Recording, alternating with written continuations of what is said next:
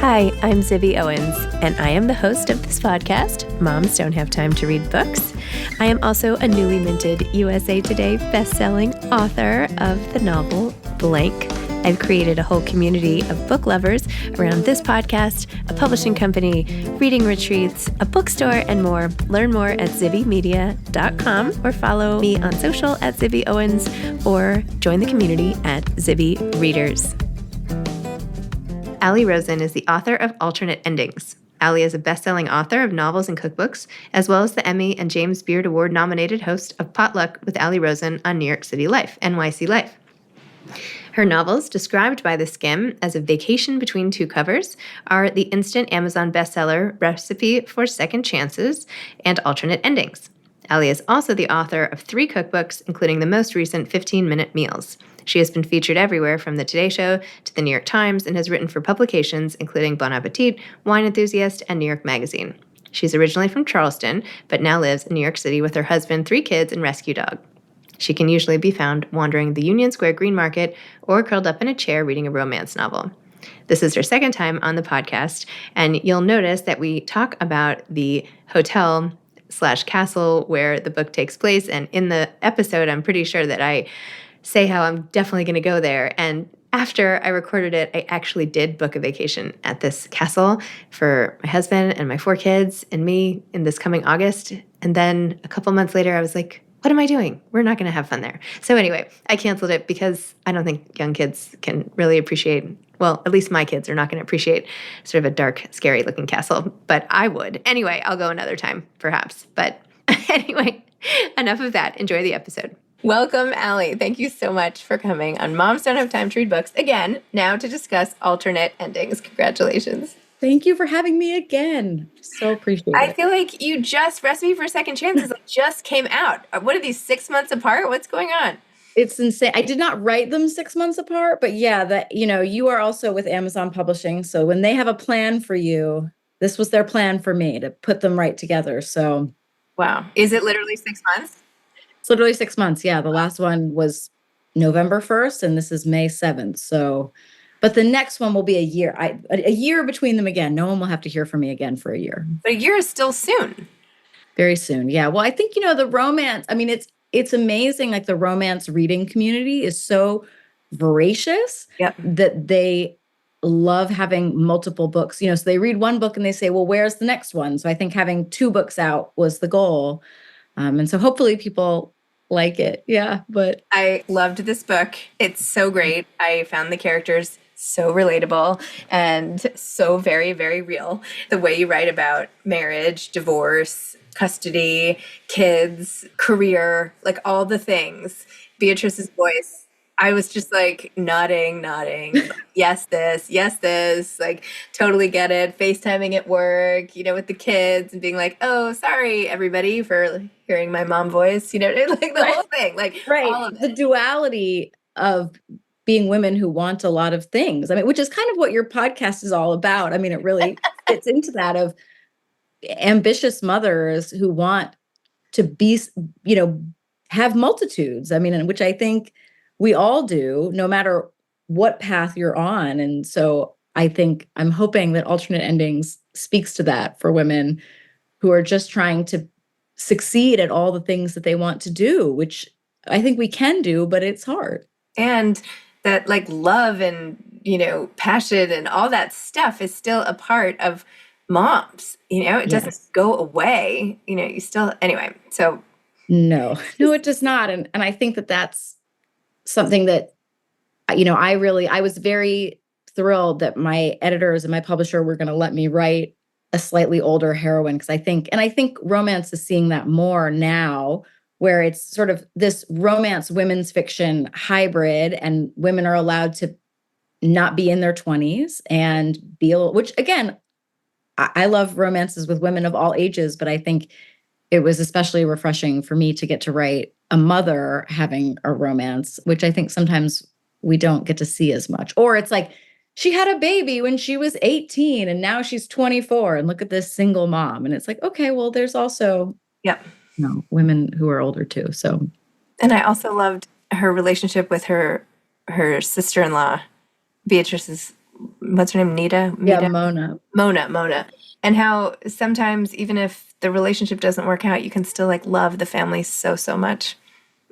And I think that's so important, is that family comes in so many different forms. And I think, we're seeing a lot of books with found family in friendships, but I think it's also, I have such amazing relationships with my in-laws, with, fourth cousins twice removed who just happen to be family. I mean, and I think I loved sort of showcasing, especially that, Mona and Beatrice's son are kind of the same personality. And I don't know, I mean, having kids, one of the most delightful pieces of it has been seeing where your kids sort of take pieces from whatever member of your family they happen to get it from, So it's not just the parents. So I kind of loved her living with these like two zany people who just happen to be the same, this aunt and son combo.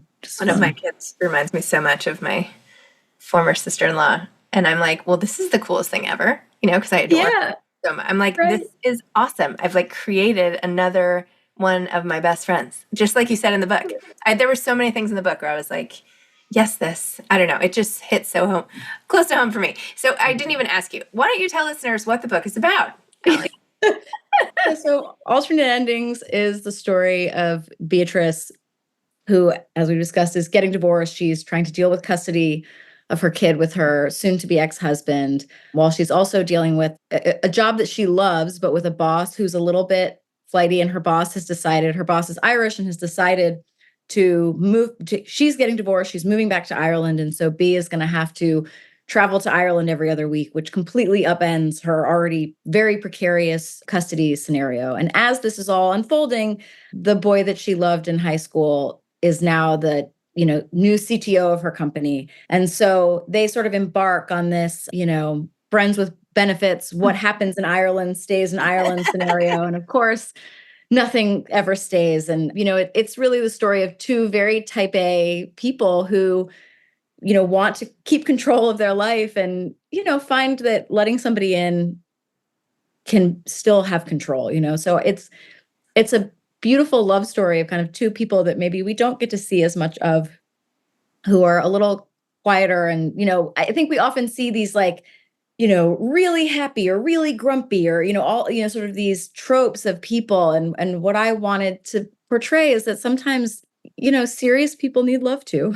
And so it's really her journey, but kind of by allowing herself to open up and also come into her power as an executive and really sort of seeing her value in all the parts of her life, which I think is something we all struggle with. So, I adore her, and I adore this book and her friendships. And it's really about taking a village, but also being able to kind of say what you want in all parts of your life, which I think friendships were great, by the way, that they have like a group talk from the bathtub. I mean, that was amazing. I want it again. I mean, it's a bunch of moms trying to find time. I mean, moms don't have time to read books. Moms also don't have times necessarily to catch up with their friends. I loved you posted recently about your old friends and not necessarily having the time to see them, but they're still the people that you turn to. And so I wanted to create a scenario for them of like, when would these moms be able to chat? Because it's not going to be that every single week they're getting together and throwing a dinner at their houses. I mean, it's not. So yeah, they have FaceTime calls in the bath. When do you talk to your friends? I mean, that's the thing. A lot of my friendship, takes place over like group text, I mean, which of course isn't quite as dynamic in a book setting. But I mean, I think we all have these relationships that feel so core to our identities. And yet you might say to yourself, well, I haven't even seen, you know, I live in downtown New York and they live in Brooklyn, and somehow I haven't seen them in 3 months. How did that happen? But you're talking every day, either a call on the way, you're walking to something or you're texting. It's like you're involved in each other's lives in a way that doesn't require being physically together all the time. And I think it's important to showcase friendships in that way too, because, we have the sort of idea, I feel like it's that sitcom idea of like the neighbors across the hall who wander into your house. And I mean, that would be really nice, but most of the time it's just the feeling of these people have my back, and if I needed them in a moment, they would be there. but we don't need to see each other every minute because we're involved. Technology allows us to be involved. Yeah, so true. Well, I love that whole aspect of it, and the friend who shows up right when she needs. I mean, because that's it, right? Like our friends, they'll be there when things drop out, and you'll be there for them. And yet, I recently had, a kidney stone, which was super fun. And I had a friend, my son needed to get to chess at 7:30 in the morning, and I had to stay overnight. I texted a friend and I just said, can you go to the house and get Guy and take him to his mhm. chess thing? And she said, no problem. And she was there. I didn't have to think about it for a second. That is what female friendship is to me, is like knowing that you can say that and they will be there in a second. But yeah, you don't have to be with them every minute of the day. I think we actually don't give our friends enough opportunities to be there for each other. Like I like being there for my friends. Like if they need me, like I like to show them in my act, in any way. And I just feel like Absolutely. we're all so siloed off. I don't know. Even though, I think it works on every side of it when we ask for help and accept help, and you know what I'm trying to say. Yeah, which we are not good at. Yeah. It's been the most beautiful part of having difficult things happen, is seeing where people insist on stepping up, Yes. because we Yes. don't say, I need help. That's the hardest Yep. thing to say, even though you would be the first to offer it and Right. that they would be the first to accept it. But, And you yet we know, wait for like big medical things to correct. like that's the last time I was like all hands on deck, like I'm blah blah blah. You know, Right. yeah. But really it could just be a Tuesday. Right. It could just be like, I'm sad and I need you to bring me some babka, and Totally. your friends will. That's the That's beauty true. of it. So yeah, I want to portray that too. Okay, wait. So thank you for taking us to a castle in Ireland. I really appreciate that. Thanks for taking us skeet shooting and all the things I've never done and the places I've never been. Why there? How did that happen? So, I mean, I fell in love with Ireland the first time I visited, and a few years ago we went on vacation. There's this, you can visit Brigid's Castle. It is a real place. It is based on a hotel called Ashford Castle I that I might went actually to. have to go. We're planning a trip this summer, and I'm like, maybe I'll go to the castle in this book. Go to Ashford Castle. It was just, and especially with kids. It just felt magical, but it also felt like a home. And that was sort of the thing. It's very rare, I find, to go to a hotel that really feels homey. And it just stuck in my brain of like, wouldn't it be so funny? We all know these extra, New York women that have worked their whole lives and are a little bit extra. And I just was like, I feel like I know this type of woman who would just be like, you know what? I'm done with New York. I'm going and I'm going to buy this like fabulous castle. And Ireland, funnily enough, when we were there, Ireland, there's a line in the book about, they built like so many castles. There's more castles in Ireland than anywhere else on earth. So people really do buy them, renovate them, and have them as private homes. So it's not, it's unrealistic in a certain sense, but it's not a thing that could not be done. So yeah, Brigid's sort of miniature castle in Ireland is really my dream version of if somebody took over Ashford Castle for themselves. But yeah, I loved the idea of having this woman get, a time to herself in kind of a magical place that sort of yanks her out of her everyday life. And then sort of through all the beautiful places. The skeet shooting and the going fishing, and seeing baby sheep being born. These are kind of all things as a tourist that you can do in Ireland. So I just, I think Ireland is just one of the most beautiful places on earth, and the vibrancy of it, the green of it. I went to college in Scotland, so I always sort of felt like Scotland and Ireland, they're so similar, and then you go to Ireland and you're like, oh my God. Scotland is very green, but Ireland is like Technicolor green. It's just, it's such a beautiful place. So it felt like just such a delightful place to set a book and kind of create this magical but realistic place for this woman, because again, it's not a story with magic. It's meant to be grounded in reality. She's meant to be very grounded in reality, but I wanted to give her a real place that could feel a little magical. And that's sort of what that part of Ireland did for me. But then you show her on the plane.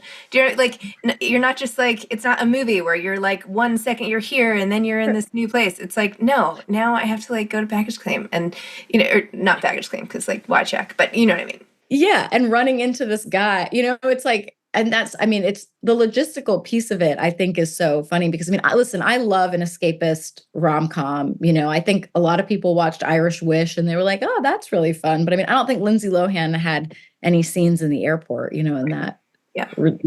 Whatever movie. But there's a logistical component to if you travel.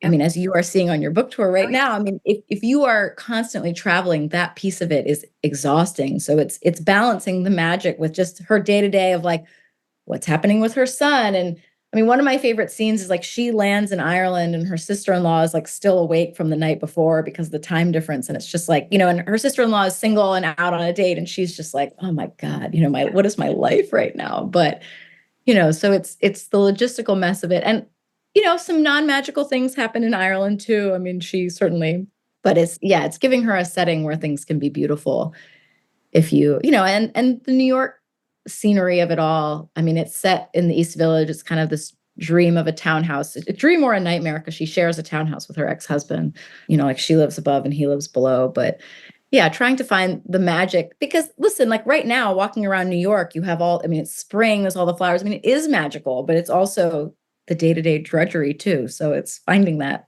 balance. Yeah. No, I love that. I was surprised that there wasn't more food. I was expecting, with your career and your previous book and all the rest, I'm like, okay, I'm going to try not to be too hungry when I start reading this book. But there was an absence of that. Tell me about that. It must have been a conscious decision. Yeah. And it's interesting in conversations with my editor, I've been like, okay, I want to do another food book, but it's also, I don't want to just write chefs and recipe writers and women like that. So there's food in the book and there's still recipes in the back of the book, but she doesn't have a connection to food in the same way that Stella and Recipe for Second Chances did. So there's definitely food described, the Irish food. I think people don't realize the food in Ireland is really unbelievable, especially like the seafood and the dairy. Just fantastic. But, she works at a tech company. She's not a major foodie. And, she has one of her friends cooks for her a fair amount. And so, we see food. Food is there. I'm not saying it's absent. I just thought it would be like a major. It would be everywhere. Yeah, it would be everywhere. Yeah. I think, I have to give it another book. I am noodling on a book about a chef that, absconds back to Italy. That's in my head. But yeah, you have to blame my editor for that because she doesn't want me to get pigeonholed. So interesting. Someday we'll write about food again. But so I know you're also at Little A, right? No. I'm at Montlake, yeah. Also within the Amazon. So is Carmen your editor or not? You have a different editor. My editor is Lauren Plude, and I adore her, and I trust her. And it's a funny thing when you're a writer and you want to write what you want to write, but you also have to recognize the market is what it is, and setting you up as an author. And I felt very grateful. And I don't know if you felt this way with your Amazon team, but they have a vision of wanting to have a long-term career, and that's my hope is people love these books and that I can deliver that to people, hopefully on an annual basis. And I am gonna read anything you write. I'm serious. I'm like your voice, your subject matter, the way I don't know. I love it. And where you're gonna take me. What if somebody just lived a life where like all they did was go on, like follow the characters that an author writes? What would that life be like? Oh my God. Well, if you like Elin Hildebrand, I guess you just live on Nantucket. Yeah. There's some authors that, just speak to a specific place. And I love that so much. But I feel like it's so special to be able to travel in books. And I think, especially in the romance and women's fiction space, I think that's, we're not getting a historical story. We're not learning sort of through that. So I think learning through place and seeing other cultures and just dreaming of travel. As you said, it's like you read it and you're like, oh, I Ireland would be a fun place to go Yeah, this why not? summer. So yeah, I mean, I'll have a third book coming out next year, and that is a little bit London. So, and then yeah, hopefully they'll let me go back to Italy. That's my Okay, next goal. so wait, hold on. I'm getting confused now. So you have alternate endings, which obviously is out now, coming out when this airs and everything. Mm. So then your next book is what? It's not the one in Italy. That's the fourth book? No, that's my theoretical fourth book Oh, if they okay. let me Okay. write it. No, that there will be a third book coming out in spring of 2025, and that book is London. It's a little bit, I want to say, like Dear Prudence / You've Got Mail, Mistaken Identities, a therapist in therapy, Hmm. between New York and London. So that one will be Oh, fun. do you have a title? Yeah.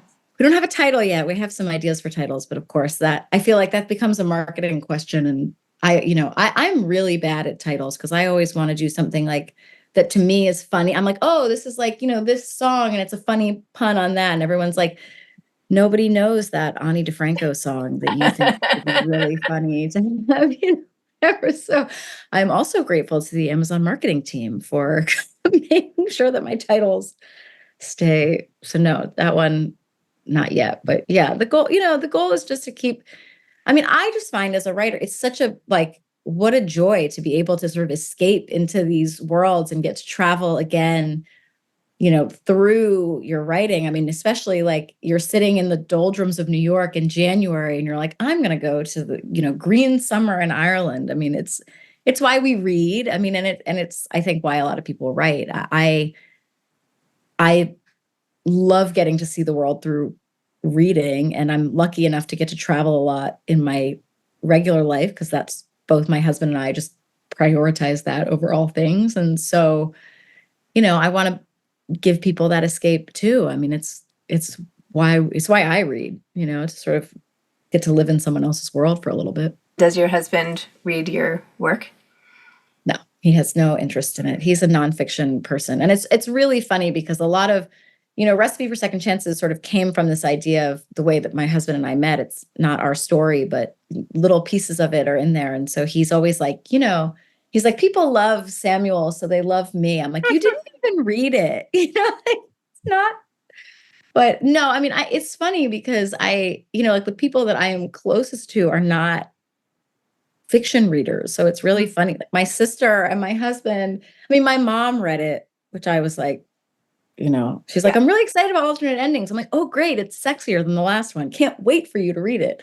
But yeah, it's funny. I'm as somebody who loves to read, I really hate when I feel obligated to read something. So I'm very big on saying like, support me, show up at things and be a cheerleader. But yeah, we don't have time, right? So like read what you enjoy. I mean, this idea of reading out of obligation, I mean, which is how a lot of people end up not reading. It's like, oh, well, I should be reading Mm-hmm. this Pulitzer Prize winning book instead of this romance book. I mean, it's like, I don't want to do it. So I wouldn't make anyone read anything. And also like, I'm very lucky. There is a large audience for the type of books I'm writing. So I don't need my husband to buy my book.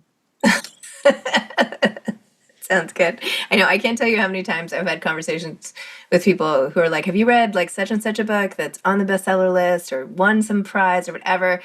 And they're like, I've tried to get into it like 4 times. And I'm like, stop trying to get into it. Like, Right. it's okay. It's not for you. That's Right. fine. Like, Right. so what?